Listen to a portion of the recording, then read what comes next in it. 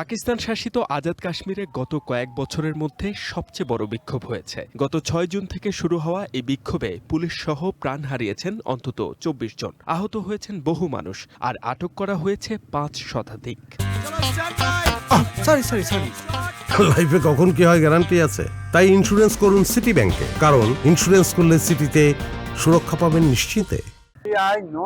গত বেশ কয়েকদিন ধরে পুরো আজাদ কাশ্মীরে ধর্মঘট চলছে। আমরা দিনমজুর, দিনে যা কামাতাম সন্ধ্যায় তা দিয়ে সন্তানদের জন্য চাল ডাল কিনে বাড়ি ফিরতাম। রিক্সা চালক, ভ্যান চালক ও দিনমজুররা এখন চরম বিপদে আছে। অ্যাকশন কমিটি আর সরকারের উচিত বিষয়টিকে গুরুত্ব দেয়া। সংকটের এখানেই শেষ নয়, বন্ধ রয়েছে এলাকার সব পেট্রোল পাম্প, ফুরিয়ে এসেছে জ্বালানি তেল। তেলের জন্য বোতল হাতে হাহাকার করছেন সাধারণ মানুষ। রোগীদের হাসপাতালে নিয়ে যাওয়াও এখন প্রায় অসম্ভব হয়ে পড়েছে। ৯ তারিখ থেকে টানা ৯-১০ দিন ধরে এই ধর্মঘট চলছে। পেট্রোল না থাকায় সবচেয়ে বড় সমস্যা হচ্ছে আমাদের বাচ্চা আর রোগীদের নিয়ে। তাদের হাসপাতালে নেওয়াও এখন চরম কঠিন। প্রশাসন ইচ্ছে করেই পেট্রোল সরবরাহ বন্ধ করে সাধারণ মানুষের জীবন এভাবে অতিষ্ঠ করে তুলেছে।